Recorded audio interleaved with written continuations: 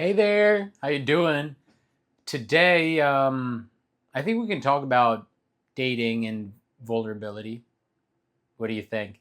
The power of vulnerability in one's life, my friend.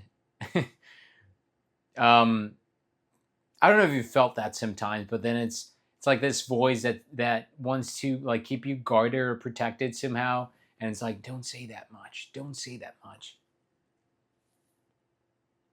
And I want to question that a little bit. It's I think it's important to just allow ourselves to be open about who we are. I think it's harder sometimes, because we grow up and then we think that we have to be a certain way, or we have to be an image of what a man should be like, or what a woman should be like, or what a human being should be like, whatever it is, right?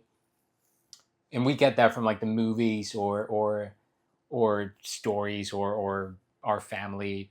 And then we just spend our lives trying to be like that instead of trusting that we are enough.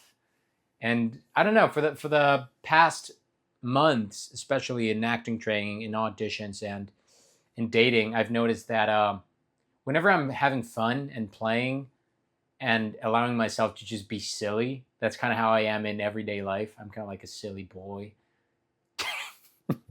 Silly boy. That's just my gig. When I'm having fun, it's usually when like my a part of my inner child just coming out, and people may either like it or fucking hate it. I think so. I think that's a super green light. When we're ourselves, we tend to be polarizing in a way. I mean, we don't have to be rude or like, fuck you. We don't have to do that. We can just like navigate with our politeness mask, especially myself, right? That I grew up in like very polite household. You have to stand and do this and blah. But it's different for everyone. But we can have that social mask still, and then still express ourselves. Or probably not a mask, but be have a certain manner or not, whatever is your gig. I'm just trying to say that we can express ourselves authentically and vulnerably, especially when we are worried that we may be judged. And I think that's what creates a connection with others. May be like a positive or negative one. I don't want to call it that way, right? But we will repel or attract those people that resonate with who we are. Because communication goes way more beyond just words, right? It's mostly like nonverbal, tone of voice, and how we're behaving.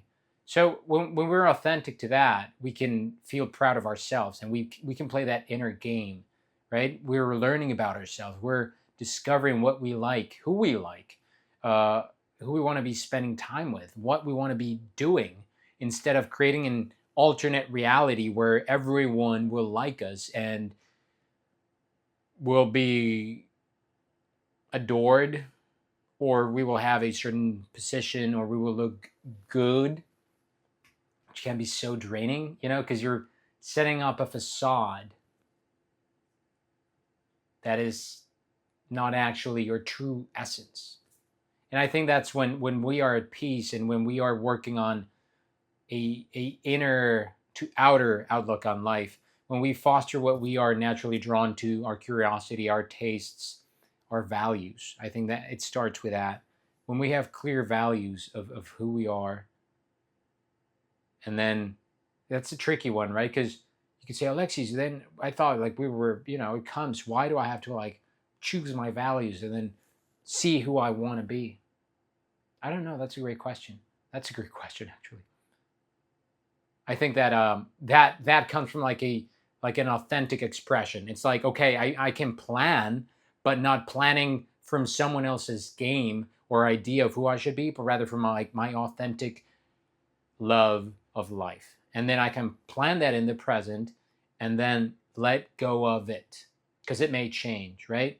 But there's an intention, and the intention is way more powerful than the analytical thinking finite mind. so we can set those goals that resonate with us, that we're doing for ourselves, for our fun, inner learning, health, curiosity, and then work towards them and allow ourselves to grow.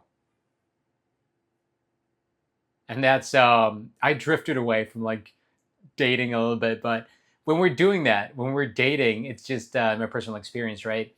I've had that where people, where I was like, fuck, why does that person hate me, or why didn't that girl like me? And then it's okay. It's a green flag now. You can reframe it that way. Great. It's not like they hate you or anything, or they probably do, but whatever. That's not up to you, right? We can focus on what's under our control, and that's it. Being ourselves, expressing that as respectfully as possible, and embracing that because it just comes to us, you know? We don't have to be someone else. Why would we spend it like living someone else's life? Was that Steve Jobs? Damn, it's coming to me, see? Yeah. Just, life is too short to be trying to please everybody, I think. Yeah.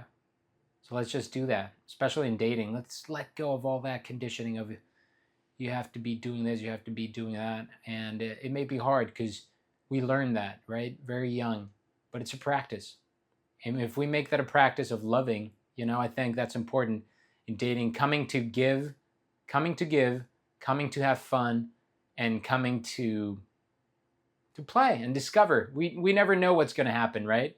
So if we come from that, it's like, wow, abundance mindset, gratitude mindset. And it may be awkward situations. We may get rejected. Great. We're going to build that muscle. It hurts. Of course, it fucking hurts. But great. Rejection, the sooner, the better. We grow from that. We bounce back. Anti-fragile, baby! I got too excited. My roommate's like on the other side. I'm always wondering if he's just like thinking this guy's fucking crazy. But yeah, that's what it is. We bounce up from that. We do it for ourselves. We enjoy it. Have fun. And it just happens. We do less. We don't work so hard. We just let it happen. Lovely. What do you think? If you want to chat about it, drop me a message here.